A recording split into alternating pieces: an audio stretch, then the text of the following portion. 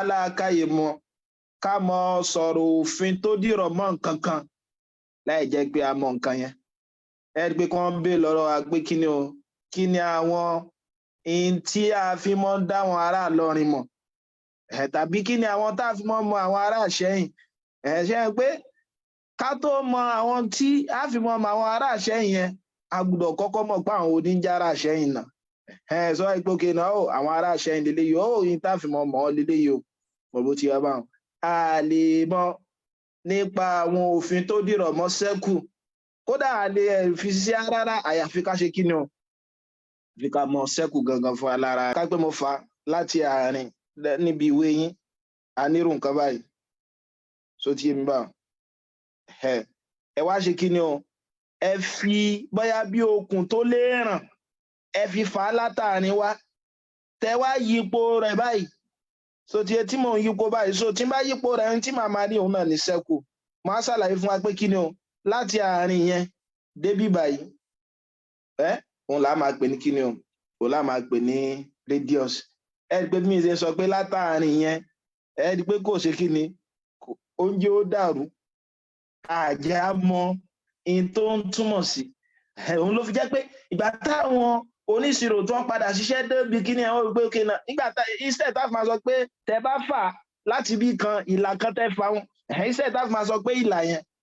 ó ti yé bá wọn á fún ọ lórúkọ ajá sí pé nínú gbogbo àwọn kí ni o nínú gbogbo àwọn tá a máa lò ó ní àwọn orúkọ kan tá a gbọ́dọ̀ kọ́kọ́ mọ̀ ń bẹ̀ náà tó ti yé wa bá wọn ẹ rí i pé wọ́n ní kọ́mọ́ bá fi ṣèké kọ́mọ́ bá fi lè dáná àbí bò ni wọ́n mọ̀ ń gbé láfimọ́ sí kí ni o láfimọ́ sọ lórúkọ ẹ̀ṣẹ̀ ìpé tẹ́nìkan bá wá nísìnyí tí wọ́n á ní ọ̀tá ní tálẹ́ nìyẹn kẹ́nìkan bọ̀dá kan tó dúdú báyìí tó ga ṣe ẹ̀gbá àwọn ga ìyẹn pọ̀ tó dúdú ìyẹn dẹ̀ sì pọ̀ tó ga so ti máa torí kọ́ má bàa máa fún wa ní ìdààmú so láti mọ sọ pé ìlà kan tá a bá fà láti bì kan síbì kan o so àwọn òṣèrò wá ṣe kí ni wọ́n fún wọn lórúkọ nínú àwọn àkọ́kọ́ tí mo fẹ́ ká kọ́ mọ́ náà ni pé kí ni ẹ rí i pé ńgbà tí mo yẹ sẹ́kù mi lẹ́ẹ̀kan ṣe rí láti bí báyìí so ti yé mi báwọn gbogbo èyí tó jẹ́ length yẹn láti bí báyìí tẹ bá ṣe yípo padà tẹ bá fẹ́ mọ gbogbo length wọn báwọn wọn là ń pè ní kíni o wọn là ń pè ní circumference so ti yé báwọn circumference òun náà ni perimeter ṣe é pé ńgbà tí mo ṣàlàyé triangle náà mo ṣàlàyé perimeter ní total length so ti yé báwọn láti bí báyìí sí bí báyìí káàkiri gbogbo kíni o káàkiri sẹ́kù wa yẹn òun láà máa pè ní kíni o òun láà máa pè ní circumference so ti yé bá òun náà ni pé length tó jẹ́ pé kíni o tó yípo àwọn sẹ́kù wa òun náà là ń pè ní circumference ẹ̀já ọkọ̀ gbọ́ yẹn yé mo lóun náà la tún lè pè ní kíni a lè pè ní perimeter ìjẹ́tẹ̀lẹ̀ yẹn bá ti wá yé wa ta ti gbọ́ yé mo ṣàlàyé radius náà ẹ máa wọ ẹjẹ́ tún sẹ́kù mi yà ó kápẹ́ bá ní sẹ́kù kan báyìí kápẹ́ sẹ́kù kan rèé o mo ní midpoint mi center of circle lélẹ́yìí tá a bá ní center of circle so òun náà ni pé tó bá jẹ́ pé kí ni o tẹ bá rí point kan láàrin gbùngbùn so tí ẹ bá so láàrin gbùngbùn òun là ń pè ní center ẹ wá rí láti bíbà yìí sí bíbà yìí so tí ẹ bá láti center circle wa ìlà tó wá láti center circle dé point kan ní circumference yẹn òun là máa pè ní radius ẹ mọ́ gbàgbé pé a ní circumference náà ni pé kí ni o tẹ bá gbé gbogbo total length yẹn so tí point ní circumference lélẹ̀ so tí bá center circle lélẹ̀ láti bíbà yìí sí bíbà yìí so tí bá òun ni ó máa fún wa ní radius òun ni ó máa fún wa ní radius láti bíbà yìí sí bíbà yìí ajá sí pé láti bíbà yìí náà sí bíbà yìí náà kí ni ìyẹn náà radius ni àti bíbà yìí sí bíbà yìí náà kí lòun náà radius ni o káwa lọ mọ radius nǹkan kan náà ni wọn ẹ rí i pé tí mo fà láti bíbà yìí sí bíbà yìí tó bá jẹ́ haru ajá sí pé tí n bá fà láti bíbà yìí náà haru náà ni ó máa jẹ́ o láti bíbà yìí sí bíbà yìí náà ńkọ́ haru náà máa jẹ́ o radius ni o length kan náà ni a máa ní fún radius nǹkan mìíràn tí mo fẹ́ ká gbọ́yé náà ni pé kí ni tó bá wá jẹ́ wípé mo ṣe kí ni o mo bá ní ìlà kan tó jẹ́ kó bẹ̀rẹ̀ látàárín dé circumference lápá kan láti àárín dé circumference náà lápá kejì so ti òun náà ni pé kí ni o ìlà yẹn tó jẹ́ pàáfà ó wá gba àárín kọjá ṣùgbọ́n kí ni ó lọ ṣe kí ni ó lọ kan point circumference yẹn lẹ́ẹ̀mejì ní igun àkọ́kọ́ yìí igun ẹlẹ́ẹ̀kejì báyìí mo rò bó ti yé mi báwọn so ti ẹ̀rí pa ti ní segment kan lè ṣe pé nígbà tí mo ṣàlàyé àwọn line ta ní àní segment náà ni pé ó níbi tó ti bẹ̀rẹ̀ ó níbi tó dópin kápọ́ bẹ̀rẹ̀ ń bí báyìí tó dẹ̀ sì pin sí bí báyìí ẹ̀rí láyìí tó jẹ́ pé ó gbà àárín yẹn kọjá yẹn ò là ń pè ní kíni o diameter so ti bá ìlà yìí ò là ń pè ní diameter tá a máa ń pè ní d ajá sí pé kí lẹsẹ lè mófin kan yọ ajá sí pé diameter tẹ bá wò dáadáa ẹ̀rí pé ó dàbí ká ní kíni o radius méjì ni torí mo mọ̀ pé láti bí báyìí sí bí báyìí radius kan ni o àti bí báyìí sí bí báyìí náà ń kọ́ radius kan lòun náà ajá sí pé diameter mi ó mọ jẹ́ kíni o 2r so tó bá fún mi ní pé diameter mi jẹ́ 10 cm láì dára mi láàmú ajá sí pé radius mi ó mọ jẹ́ kíni o 5 cm ẹ jẹ́ ká dì yẹn mú ìjà tí a bá ti ta ti mọ ntí radius jẹ́ ta dẹ̀ ti mọ ntí diameter jẹ́ ẹ wá rí tí n bá ní láà mìíràn ṣùgbọ́n là yẹn ìta sẹ́kù mi ló wà ó wá ọ̀rá ṣe kíni o ó rọra gba ara kíni o ara sẹ́kù mi kọjá ẹtìgẹ́tì bá ọ̀rá kan ẹ̀rí pé mi mọ bóyá Yorùbá ìlú tiwa ni o wọn tí wọn bá ní nǹkan ọ̀rá kan tín ọ̀rá kan lẹ́ẹ̀kan láì ẹ̀rí pé tẹ bá wo ìlà tí mo fà yìí ẹ máa wo ẹ̀jẹ̀ tún là yẹn fà ẹ o ẹ̀rí pé tẹ bá wo ìlà tí mo fà yìí ọ̀rá kan ni tín sẹ́rí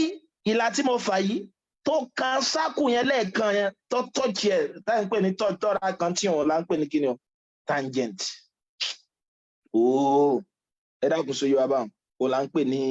tangent tó bá jẹ́ pé fàlà tó wá ọ̀rá gbára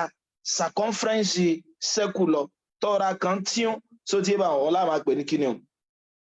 òun là máa pè ní tangent òun là máa pè ní tangent káwá lọ́mọ tangent wa yóò mọ jẹ́ kíni o yóò mọ wà perpendicular sí radius zero ni ẹ pé radius mi náà ni mo fà láti bí báyìí sí bí báyìí tẹ bá ṣàkíyèsí tó bá nìkan wà perpendicular ó mì pé at right angle ni 90 degree mo rò bó ti yára báwọn so òun náà nìyẹn ó yá nígbà tá a ti mọ̀ túmọ̀ tangent nínú àwọn nǹkan mìíràn tí mo fẹ́ ṣàlàyé náà ni pé kíni o a máa ń pè ní secant ajá sí pé secant yóò mọ ṣe kíni o yóò mọ gba inú kíni o inú sẹ́kù yẹn kọjá òun yàtọ̀ sí diameter lẹ́yìn pé diameter nísìn tó bá gbà kọjá àárín lòun gbà kọjá tó bá tún wá gbà ní kọjá kò ní jáde ibi point ni ó ti dúró tó ti ń bi circumference bẹ́ẹ̀ tẹ́lẹ̀ bá gbà kọjá tó wá jẹ́ pé ó ṣe kíni o ó gba point méjì ń bẹ̀ kọjá báyìí unlike tangent èrò ilé ìbá irú làyè òun láà máa pè ní kíni o secant tangent ń pé yóò ra gba ẹ̀gbẹ́ ọyọ̀kan òun kọjá bẹ́ẹ̀ tẹ́lẹ̀ òun ó gba àárín rẹ̀ kọjá yóò wá kan kíni o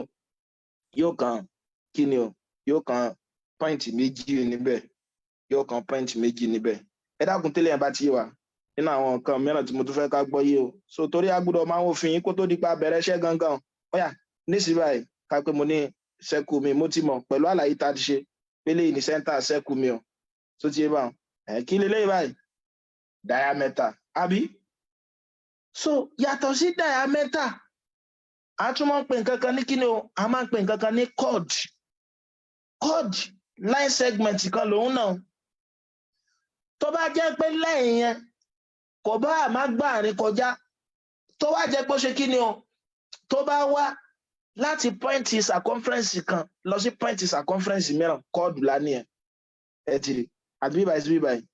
chord ni o ẹ pé mo níbi tó ti bẹ̀rẹ̀ point A lélẹ̀ point B lélẹ̀ chord ni o chord lélẹ̀ náà tó ti ń bá chord lélẹ̀ náà kódà diameter yìí náà chord ni tó ti ń bá ajá sí pé mo lè sọ pé gbogbo diameter ni ó mọ̀ jẹ́ chord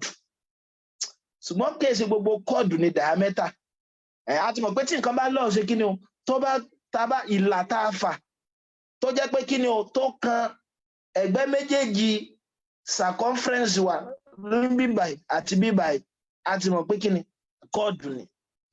ṣùgbọ́n kí chord tó lè mọ jẹ́ diameter òun gbọ́dọ̀ gba center sákù kọjá mo rò bó ti yé mi báwọn so tí máa ní chord mi ẹ mọ̀ pé ẹ tún wò báyìí o kápẹ́ bá ní circle mi lélẹ́yìí bákan náà ẹ̀wẹ̀ mo ti mọ̀ pé chord mi lélẹ́yìí chord ó mọ wá ṣe kí ni o yóò mọ ṣe pín circle sọ́nà méjì ìpín kan rèé o ìpín kan rèé bákan náà ẹ rí pé aláwọ̀kọ́ tó jẹ́ kékeré yìí èwo ló pọ̀ jù ẹ rí pé èyí tí mo fi kí ni blue kọ a máa pè ní kí ni o a máa pè ní segment ṣùgbọ́n segment tó jẹ́ yẹn òun náà ní kí ni o so òun náà ní kí ni major segment so tí báwọn tó bá dá sí méjì báwọn major segment ni ajá sí pé tẹ bá fẹ́ define segment òun náà ní pé kí ni region tó wà banded pẹ̀lú kí ni pẹ̀lú chord àti arc ẹ̀kẹ́ tún tó lọ́nbẹ̀ sẹ́rí arc òun náà ní kí ni part of circumference ẹ̀yìn pa mọ̀ pé circumference náà ní pé distance láti bí by length sí bí by àmọ́ pé òun ní kí ni circumference wa ṣùgbọ́n pàtì díẹ̀ ń bẹ bẹ́ẹ̀ láti bí by sí bí by arc kan ni o so tí wọ́n bá kankan arc kan ni o ẹ pé tí wọ́n bá ní arc pé kí wọ́n fi kí ni ẹ̀ sí arc bí igun so arc kan lélẹ́yìn náà so tí báwọn so ṣé wàá di region tó wà banded pẹ̀lú chord mi àti kí ni o major arc mo tún lè ní major arc mo dẹ̀ sì lè ní minor arc lélẹ́yìí láti bí by sí bí by ìpín kan ni o ṣùgbọ́n kún kékeré ni láti bí by sí bí by ìpín kan lòun náà ṣùgbọ́n kún kékeré ni òun ọmọ jẹ́ kí ni major arc eléyìí ọmọ jẹ́ minor arc so tí bá ṣe region tó wà banded pẹ̀lú chord àti minor arc òun ni minor segment so tí bá so region tó wà banded pẹ̀lú kí ni o chord wa ni àti kí ni o àti major arc òun ọmọ jẹ́ kí ni o wọ́n mọ̀ jẹ́ major segment nínú àwọn pín mìíràn tá a lè pín sí òun náà ni pé tó bá yẹ pé radius la fi pín tá a bá fi chord pín àpèjúwe tí mo ń sọ lélẹ́yìí o ẹ pé mo nírú nǹkan báyìí circle kan lòun náà center mi rèé o mo ti mọ̀ pé radius lélẹ́yìí o radius lélẹ́yìí náà ṣe rí region tó wà banded pẹ̀lú radius méjì tá a bá ti ní radius méjì tàbí radius tó ju ọyọ kan lọ a máa pè ní radii so tí bá òun láà máa pè ní kí ni o sector ajá sí pé sector kan nìyẹn mo rò bó ti mi báwọn ṣùgbọ́n tó bá yẹ pé radius mi nísìnyí báyìí radius kan rè ẹ rí i pé region yìí náà gbogbo region yìí báyìí ó wà banded pẹ̀lú kí ni 2 radii náà ni tàbí ká pé ó wà banded pẹ̀lú diameter a máa pè yẹn ní kí ni o semi circle so tí bá bẹ̀ tí n bá dá circle mi sí ìdá mẹ́rin so tí bá pẹ̀lú radius kan lélẹ́yìí o ìpín eléyìí báyìí a máa pè ní kí ni o a máa pè ní quadrant ẹ dákun mo lérò pé a gbọ́ àlàyé eléyìí tí mo ti ṣe yẹn yé òun náà ni pé kápẹ́ báyìí ká tó bọ́ síbi iṣẹ́ gangan òun náà ni pé kápẹ́ bá ní circle mi báyìí o so tí mi bá mo ní ìlà eléyìí tó bá ṣe kí ni tó bá ọra gbára circle kọjá báyìí mo lóun là ń pè ní tangent so tí mi bá tó bá yẹ pọ́ gba àárín inú triangle wa kọjá inú circle wa kọjá tó wá jẹ́ pé méjì ni mo lélẹ́yìn láà máa pè ní kí ni ìlà yìí òun ni secant so tí yé tí n bá ní center circle mi láti bí báyìí sí bí báyìí radius ni o àbí so tí yé bá so ìlà tó yẹ pé ó ṣe kí ni o tó gba àárín circle wa kọjá tó wá lọ sí point circumference wa yẹn mo láà máa pè yẹn ní kí ni o a máa pè wọ́n ní diameter a máa pè yẹn ní diameter ó dẹ̀ lé a lè ní chord náà so tí yé bá àti bí báyìí sí bí báyìí segment kan lélẹ́yìí so tí yé chord ni o ajá gbélé ọmọ jẹ́ chord ab mo dẹ̀ sọ fún wa pé gbogbo chord àbí kí n sọ pé gbogbo diameter òun ni chord kì í ṣe gbogbo chord ni ó mọ jẹ́ diameter torí kí chord kó tó lè jẹ́ diameter ó gbọ́dọ̀ ṣe kí ni ó gbọ́dọ̀ gbà ní kọjá mo dẹ̀ ṣàlàyé segment náà fún wa mo ní arc náà òun náà ní part circumference ǹjẹ́ tí lẹ́yìn báyìí wa ẹja wa máa mú àwọn òfin